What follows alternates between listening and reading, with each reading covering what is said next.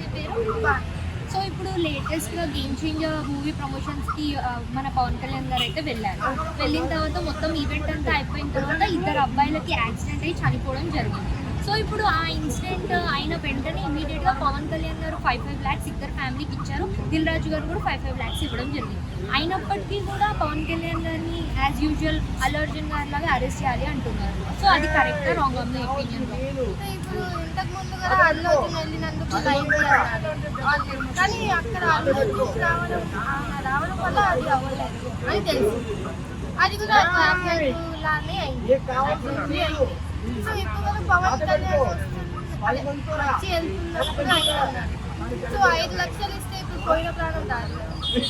ఆయన అల్లు అర్జున్ గారేమో 25 లాక్స్ ఇచ్చారు. ఆయన అరెస్ట్ చేశారు. ఆయన 2 కోట్లు ఇచ్చారు మళ్ళీ అయిపోయింది.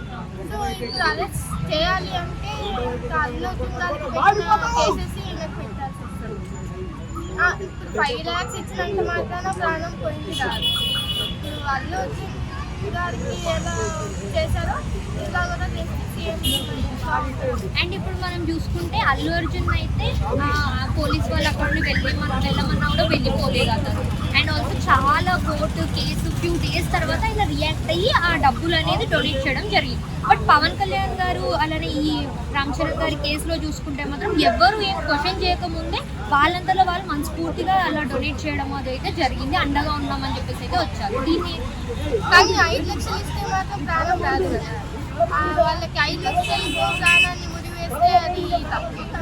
ఇంకొంచెం ఏమైనా ఇచ్చింటే బాగుంటుంది. సో ఓవరాల్గా 'గేమ్ చేంజర్' ఫిలిం ఎలా ఉండబోతుంది అనుకుంటున్నారు? 'గేమ్ చేంజర్' అయితే పక్కా బ్లాక్ బస్టర్. Thank you.